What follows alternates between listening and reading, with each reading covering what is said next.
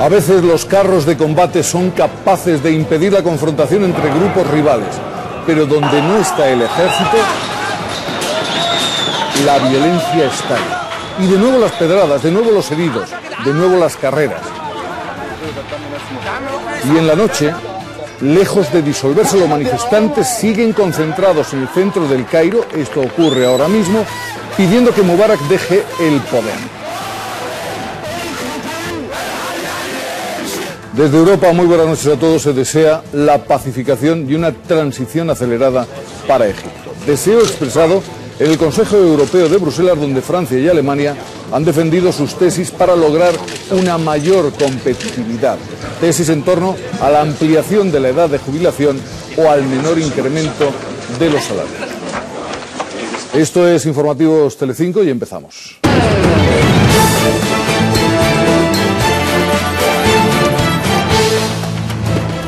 El joven detenido como presunto autor de la muerte de la niña de Arriate, internado en un centro de menores, todavía no ha querido confesar el crimen y se investiga si pudiera padecer algún tipo de desequilibrio mental. Se sabe que antes de la muerte de María Esther había recibido tratamiento psiquiátrico. Se esperan más detenciones entre los supuestos encubridores. Y esta es seguramente la imagen más sorprendente. Es el momento en que un tráiler cargado de turismo se precipita sobre una nave industrial.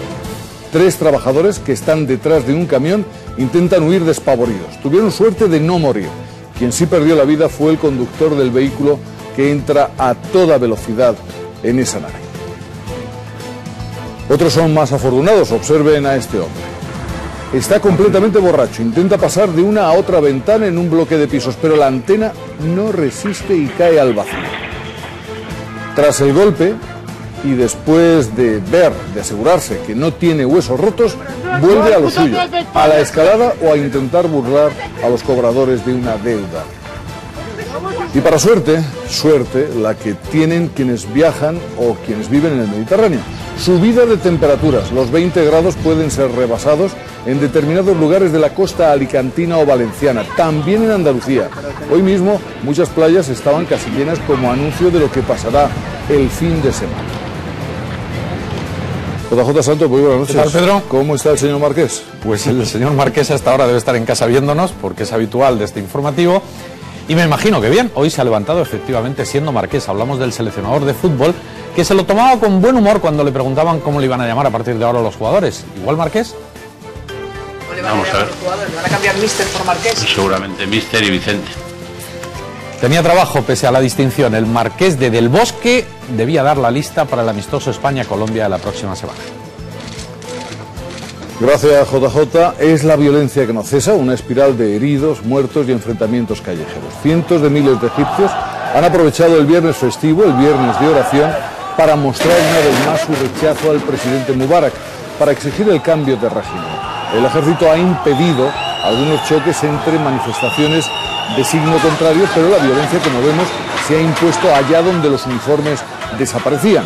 Las manifestaciones, sin embargo, no se han limitado a la capital, al Cairo, sino que se han multiplicado también en otras ciudades importantes del país. Estamos en Alejandría, donde decenas de miles de personas han recorrido las principales calles del centro de la ciudad, donde presuntamente se enterró a Alejandro el Grande. Ahora aquí se quieren enterrar los 30 años de Mubarak el egipcio. Como en Alejandría, en Suez, Asuán y Port Said. Y por supuesto, el Cairo. Esto vuelve a ser masivo. Lo de las pedradas de hoy, en esta suerte de pasión por lo arrojadizo, ha sido anecdótico. A los pro-Mubarak no les han permitido pasar de esta gruesa línea de tanques. Apenas alcanzaban a ser un par de centenarios. Pero en Tahrir se ha recobrado el ambiente festivo y revolucionario. Hemos vuelto a ver niños y muchas mujeres. A cada paso, vendajes blancos de pedradas y palazos. Han ganado la batalla de la calle, de momento. Se han revestido de un poderío que solo lo otorga la esperanza, porque entre ellos corren rumores de que se está negociando la salida del antes presidente y ahora dictador, antes presidente paternal y ahora faraón bíblicamente cruel. El hecho es que se cumplen hoy 10 días de protestas en Egipto y la situación parece estancada. ¿Qué se puede esperar? ¿Hasta cuándo van a resistir los opositores a Mubarak? Adelante, Javier Zabalza. Pues no se sabe cuántos días más puede aguantar Egipto a este ritmo. Mubarak ha hecho hasta ahora prácticamente todas las concesiones, ha quemado todos sus cartuchos salvo uno, que es el de marcharse, y da la impresión, estando aquí, de que hay muchos egipcios que son partidarios de que se quede. Son voces que no escuchamos porque hasta el momento las voces que oímos son los de los fervientes anti-Mubarak y las voces de los violentos pro-Mubarak, pero da la impresión de que muchos egipcios, el propio régimen y parte de la oposición política están por una transición ordenada y suave, pero de momento, mientras la iniciativa la tenga la calle, no se dan las circunstancias para ello. Gracias, Javier Zabalza. Lo cierto es que las protestas de la oposición, en un principio pacíficas, albergaron la esperanza de un cambio en Egipto con pocos sobresaltos. Pero esa irrupción en escena de los partidarios del presidente Mubarak sacó a flote el fantasma de una transición bañada en sangre. No hay manual del buen manifestante en El Cairo. De haberlo, nadie caería en la trampa de la policía secreta. Policía acusada de orquestar el enfrentamiento a sangre entre los pro-Mubarak y la revuelta popular, y que camuflados en la algarada se conforman con dar caza a uno entre cientos. Abrir bien los ojos sería máxima en ese curso acelerado de cómo pedir un cambio en las calles, sin ser escogido por un sargento policial vestido de cuero. De día o de noche, las cámaras de televisión que consiguen mantenerse encendidas captan la continuidad de las detenciones, los enfrentamientos de Tahrir y las cabalgatas de los Baltaguilla, los llamados matones del faraón, contra la masa popular. La tensión que se vive en El Cairo está dando lugar a situaciones dramáticas como la recogida en estas imágenes. Fíjense en esa furgoneta blanca. Su conductor, presa del pánico por los disturbios, se lleva por delante a un grupo de manifestantes. Al parecer podría ser un vehículo de algún diplomático extranjero que temía ser agredido. Presa del pánico fue también el conductor de este camión de bomberos del Cairo. En este otro vídeo, grabado con un móvil, se ve cómo arrolla a un grupo de manifestantes. Y de Egipto también han hablado los dirigentes europeos reunidos en Bruselas. Piden al gobierno de Mubarak que cese la represión de los manifestantes y que cumpla las aspiraciones del pueblo egipcio. El Consejo Europeo defiende la necesidad de una transición pacífica hacia la democracia, pero evita pedir a Mubarak que abandone el poder. Y en ese Consejo Europeo, Alemania y Francia han vuelto a tomar el timón para tratar de que sus socios apoyaran su propuesta de pacto de competitividad. Pero, Sonia Sánchez, parece que Merkel y Sarkozy se han encontrado con muchas objeciones, ¿no? Sí, lo acaba de reconocer ahora mismo el presidente Zapatero. Ha dicho que hay posiciones muy distintas, lo que significa que ha habido muchos peros a esos planes de Merkel y Sarkozy para establecer un plan de competitividad. Aún falta mucho por discutir, pero hay dos cuestiones importantes para España. En primer lugar, la de vincular los sueldos a la productividad y no al IPC. Aunque en España es una decisión que toman los trabajadores y los empresarios por acuerdo, el presidente Zapatero les lanza un mensaje. Les dice que las cláusulas de revisión por IPC son muy rígidas y que en circunstancias de crisis los salarios deberían adaptarse a esas circunstancias. Además, otra cosa importante para España, el presidente Zapatero, lo vais a escuchar, no cierra la puerta a establecer por ley un techo de gasto para el Estado. Si me pregunta, estoy dispuesto a dar más pasos para fortalecer desde el ordenamiento jurídico la estabilidad presupuestaria, el control del déficit, contesto sí. Y ahora este dato, la economía española cayó 1/10 en 2010. El dato es un poco mejor de lo esperado. Nuestras exportaciones han ido bien, pero la demanda nacional, eso sí, se ha mantenido a niveles bajos.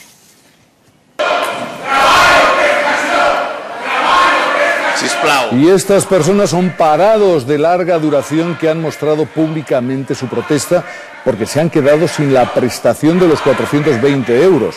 De este modo han irrumpido en el pleno del Ayuntamiento de Barcelona, donde han denunciado el endurecimiento de las condiciones para cobrar los subsidios de desempleo. No, perdonin. Hay otros asuntos. Esta mañana en las carreteras de Castilla y León se ha visto una persecución policial con este resultado.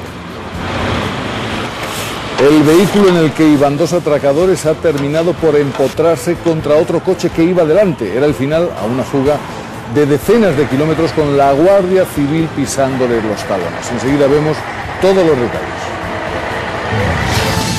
Francisco Correa será el único imputado en la trama Gürtel que permanezca en la cárcel.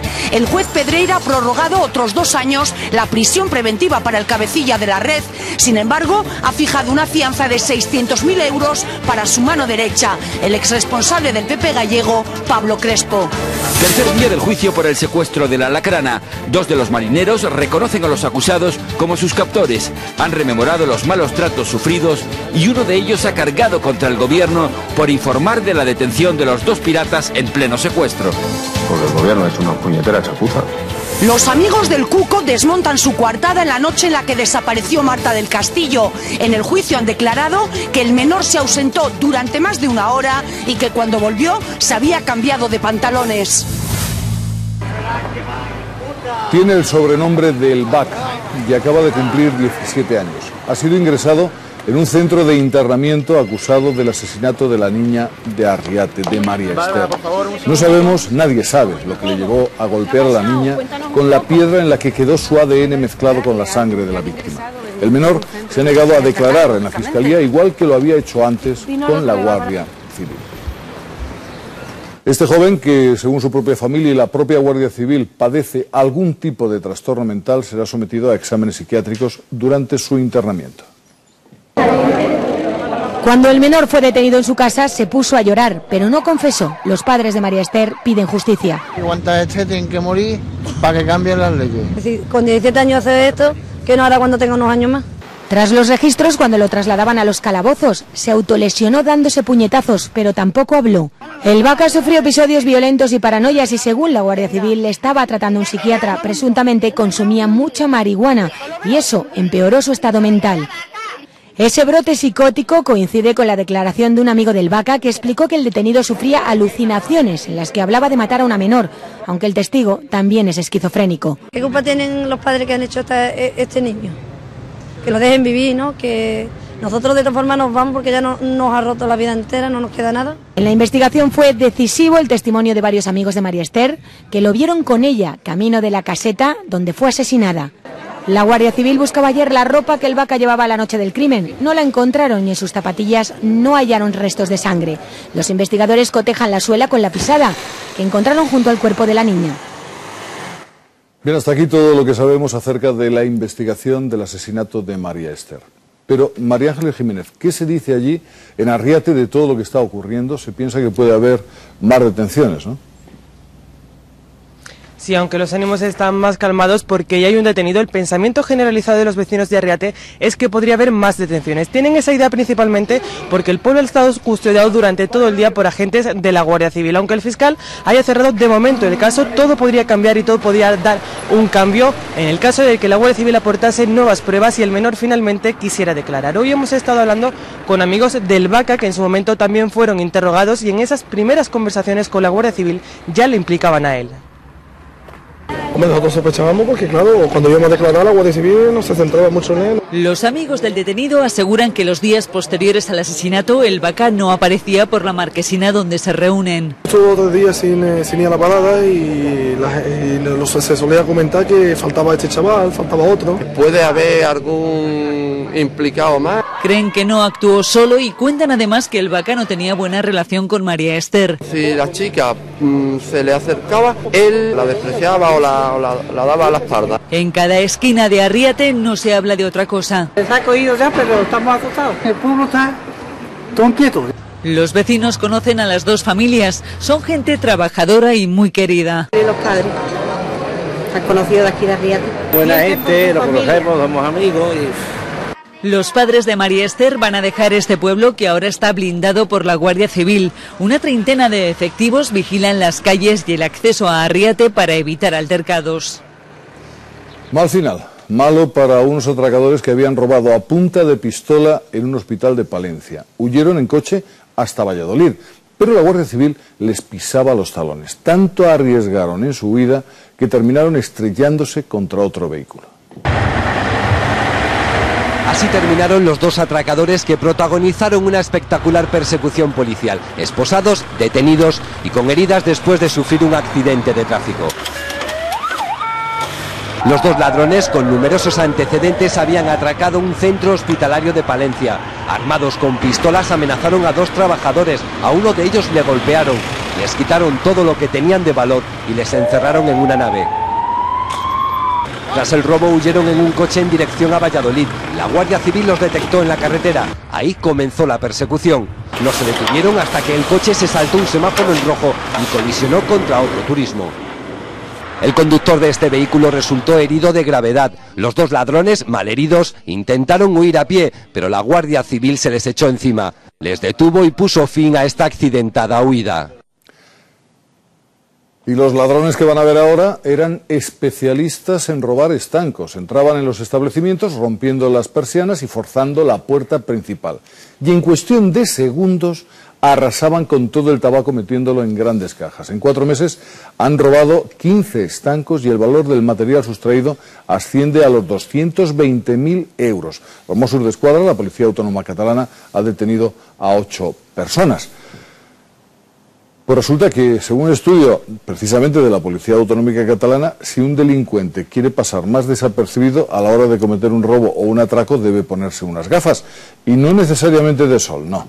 Beatriz Hernández, Barcelona, muy buenas noches. Explícanos cómo han llegado a esta conclusión.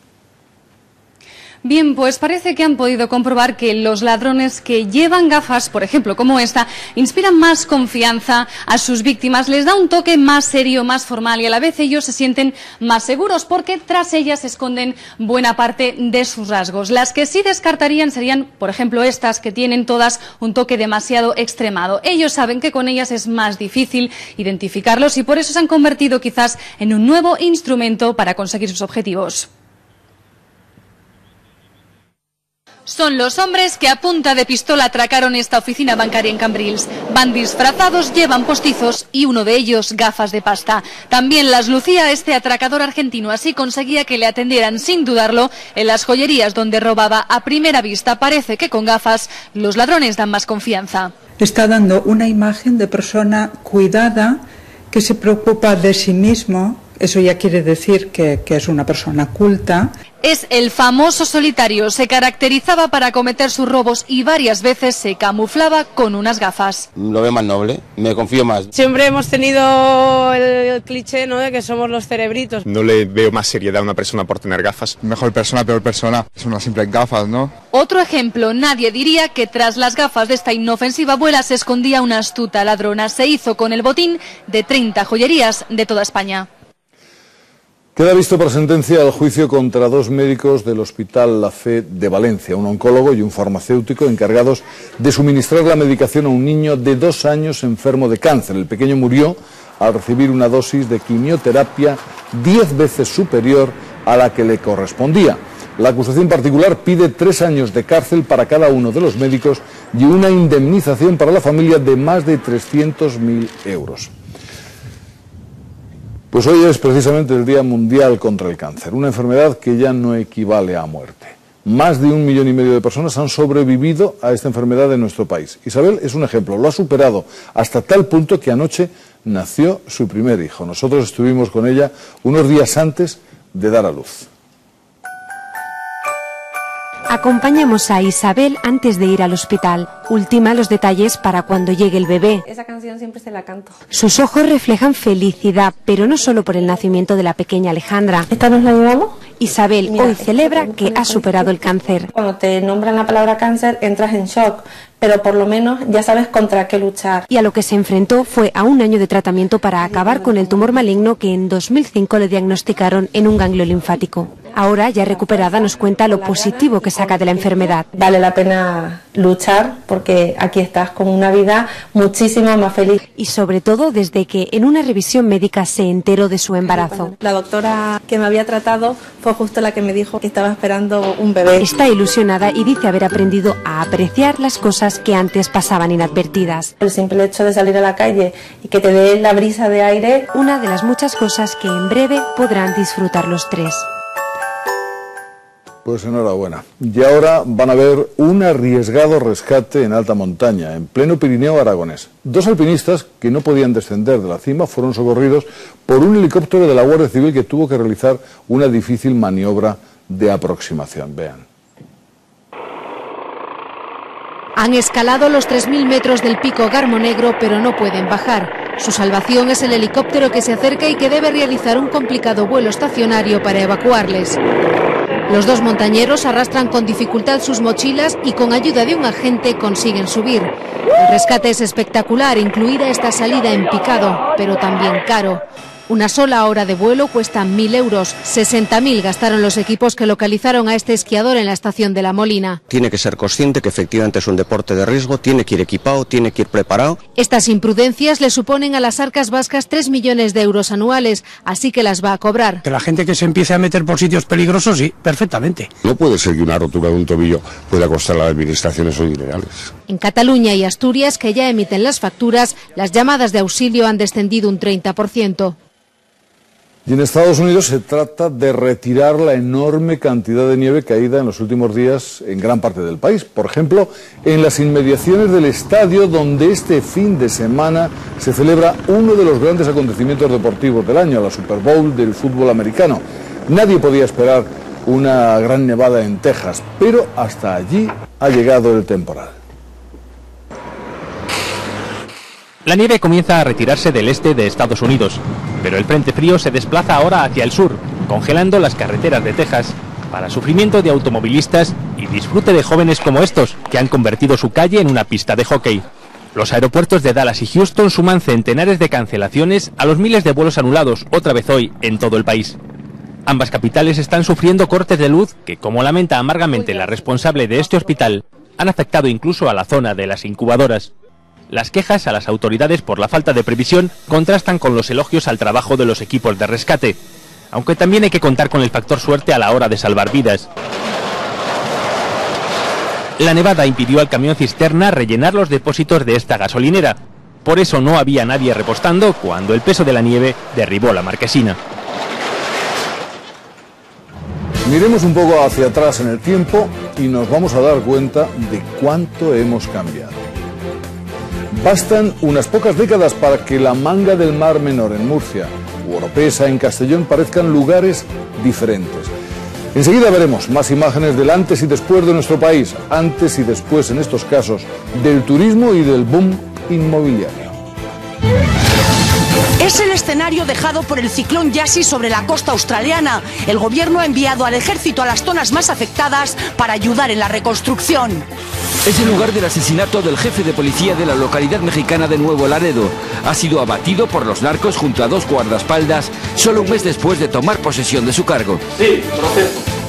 De esta manera ha posado en la prensa la mujer del presidente del Parlamento británico, sin ropa y tapada solo con una sábana.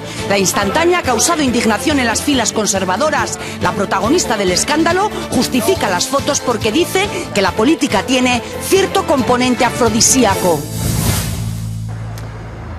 Pues fíjense ahora en este hombre, la imprudencia y todos los litros de alcohol que lleva en el cuerpo le llevan a burlar este paso a nivel cerrado en Brasil, cerrado porque se aproxima ese tren que por un solo segundo no se lo lleva por delante. Milagro y maquinista al borde del infarto. Y el alcohol está también detrás de otras imágenes que nos llegan desde la más fría estepa, desde Orsk, en Siberia. De todos he sabido que el alcohol desinhibe y que nos hace inconscientes ante situaciones de riesgo. Bueno, pues aquí van a tener la demostración gráfica, la demostración palpable de eso. Ha sido una combinación fatal. Mucho vodka en el cuerpo y mayor cantidad aún de deudas pendientes. A la puerta de este vecino de la ciudad de Orsk, en Siberia, acaba de llamar el cobrador del frac versión rusa. Y como en el 13 rueda el percebe, el moroso del ático huye por la ventana sin éxito. Cualquier parecido con las historietas de un tebeo será mera coincidencia, que no la única. No se crean que esta caída desde un 4º piso acaba en tragedia. Las últimas nevadas han sido copiosas, así que para alivio de sus vecinos, el hombre ha encontrado en la nieve acumulada un prodigioso colchón. Solo tardará unos segundos en incorporarse. Pero algo no va bien en este hombre aturdido, no sabemos si producto del golpe o por el alcohol en sus venas. Y los incrédulos testigos de este episodio apenas llegan para evitar que continúe con sus desatinos.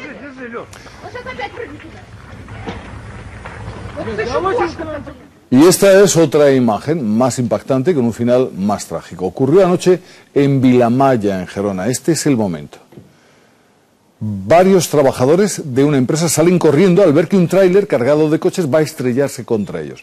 Logran sobrevivir de milagro, pero el conductor del tráiler no tuvo tanta suerte, salió despedido y falleció en el acto. Y con todo, lo cierto es que pudo haber sido incluso peor, porque muy cerca, Marc Jouvet, había un surtidor con el que podía haber chocado perfectamente el tráiler, ¿no?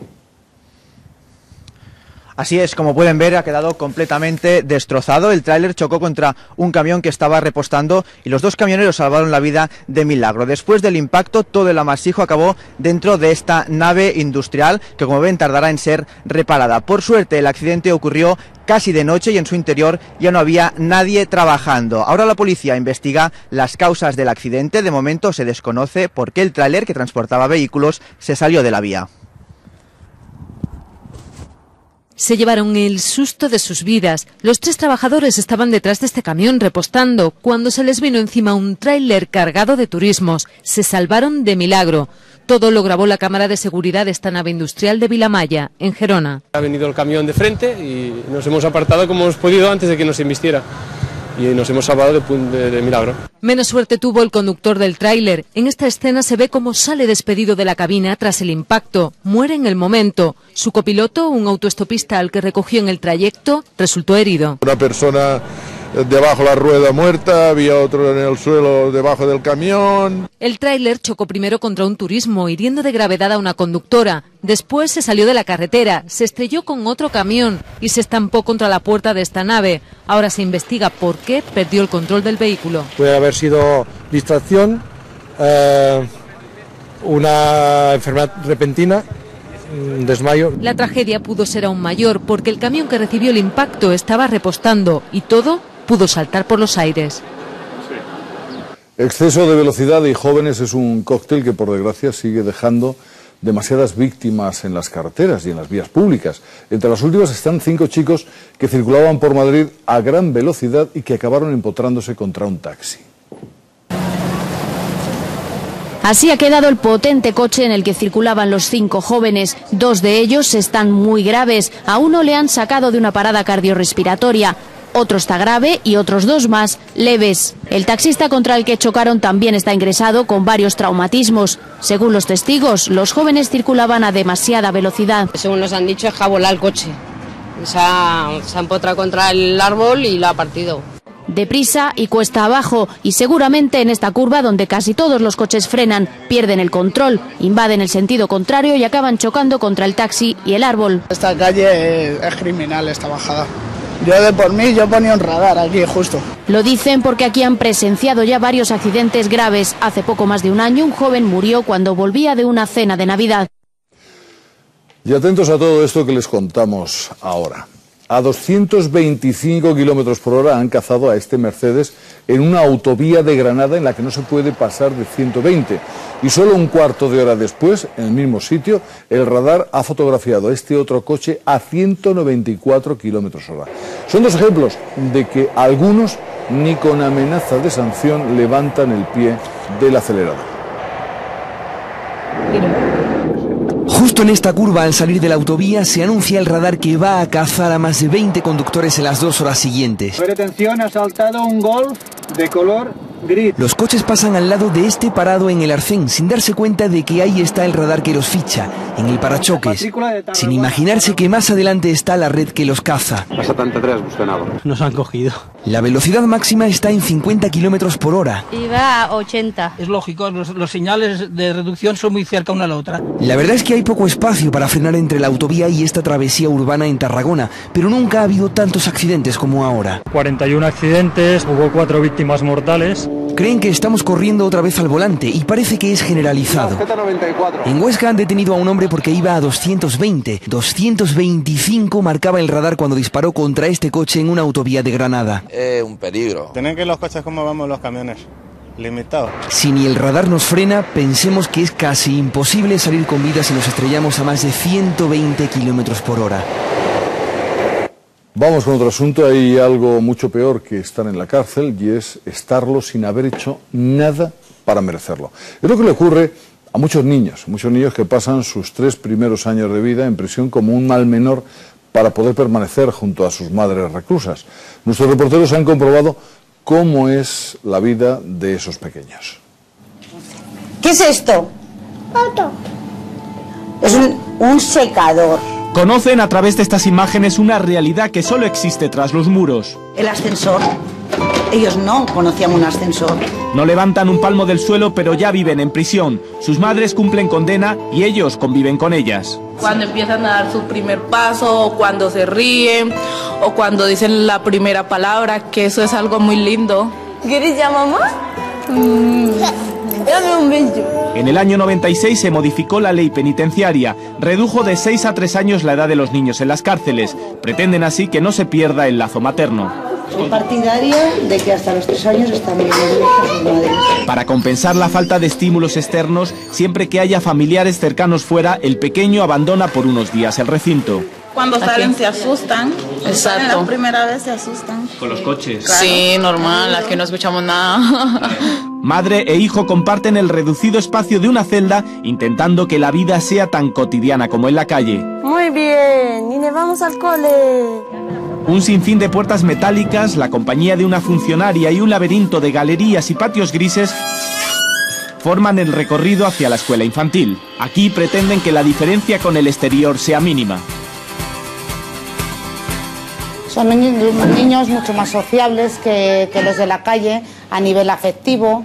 Lo único que sí es verdad que a nivel de lenguaje suelen tener un poquito más de retraso. En Europa hay países en que los niños nunca entran en las prisiones y otros en los que solo están hasta los 18 meses. En España, cerca de 200 pequeños menores de 3 años mantienen el calor de su madre, pero entre rejas.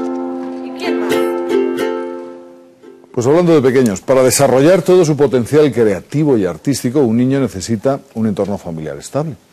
Quizá algunos de estos pequeños, pasado el tiempo, lo consigan y se conviertan, por ejemplo, en unos virtuosos de la música, como lo fue el húngaro Ferenc Liszt, del que ahora se celebra su bicentenario, o como lo son estos niños que queremos presentarles. Cierren los ojos y escuchen. Podría ser el mismísimo Beethoven, pero abran los ojos. Como platos les habrán quedado. Es Ethan Bornick, 9 años, niño prodigio, como lo fue Liszt y como lo fue Mozart, como lo pueden ser ellas. Hola, me llamo Luz, tengo 5 años y me gusta el violín. Soy Julia, tengo 5 años y me encanta el violonchelo. Y eso que casi es más grande que ella. Es que yo no lo escogí, lo escogió mi madre. Escogió bien, se nota, se escucha. Luz lleva media vida tocando el violín. ¿Lo escogió? Difícil expresarlo con palabras, mejor así. Lo tiene claro, de mayor quiere ser violinista. A Julia le entran dudas al cruzarse en su vida un micrófono, pero no cambiará de instrumento. Ni Emily su piano, ni Danat su violín, ni Igor su batería. Bueno, después de tantos días de frío y nieve, nos espera un fin de semana primaveral. Algunos lo van a aprovechar para practicar su deporte favorito. Estas son imágenes de Candanchú, en Huesca. En muchas estaciones la nieve supera el metro de espesor. Eso, unido al buen tiempo, hace que se den las condiciones óptimas para la práctica del esquí. Los que tengan una playa cerca también van a tener suerte. Los termómetros van a superar los 15 grados incluso en el norte.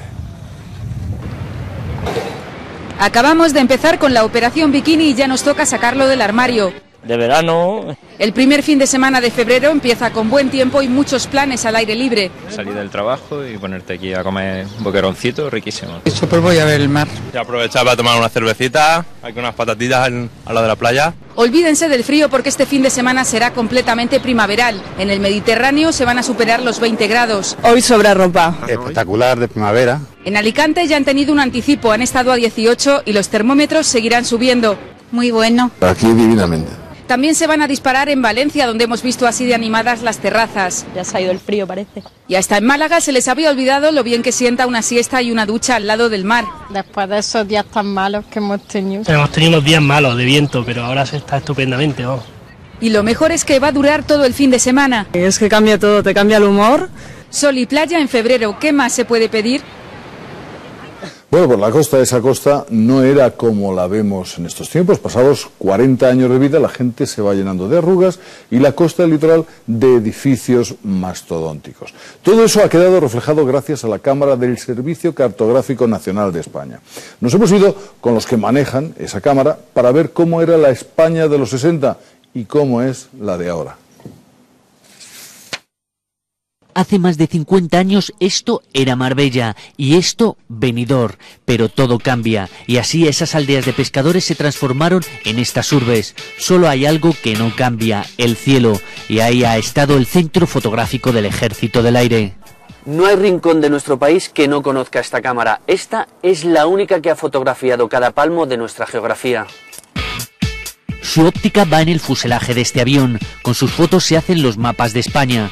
Con el 2 recibido, puesta en marcha aprobada. Los vuelos más delicados son los de las zonas fronterizas. Evitar que les confundan con un enemigo es un trabajo que se hace en tierra. Existen unos agregados aéreos correspondientes que realizan las coordinaciones oportunas. Los archivos de este centro son testigos del cambio que ha sufrido nuestro país. Así, la Manga del Mar Menor en Murcia ha pasado de aquí a aquí y Oropesa en Castellón de esto a esto. Una vista parcial de la ciudad de Albacete el año 1934. Así era antes y así 80 años después. Y todo visto desde un avión con una cámara que esta sí es la que todo lo ve.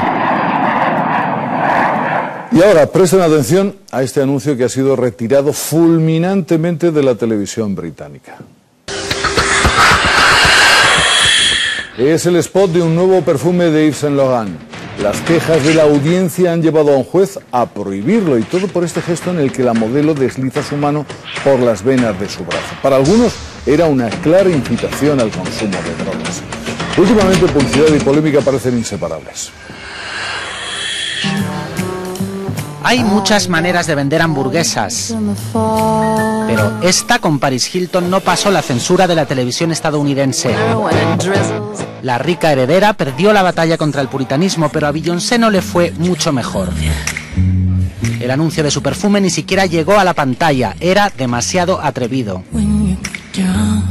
La actriz Mélanie Thierry no enseña mucho en este spot de Yves Saint Laurent, pero este gesto ha puesto fin a su recorrido televisivo, a quien cree que incita al consumo de drogas.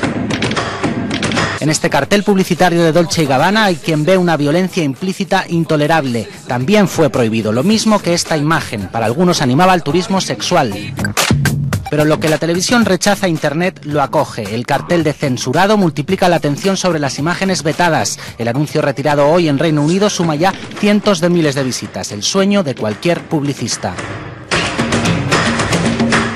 El martes enganchó a 3,5 millones de personas. Hablamos de Ángel o Demonio, la serie revelación de la temporada que se está convirtiendo en todo un fenómeno. Pues a partir de ahora nos vamos a topar con sus protagonistas, eso sí, en carteles. Se han pegado por las calles de las grandes ciudades. Para muchos el éxito de la serie se debe a su estética innovadora, a su inquietante trama, pero también al atractivo de sus actores. ¿Qué se supone que tengo que hacer? Proteger. Y ahora no se pierdan la información del deporte ni al noble héroe del día.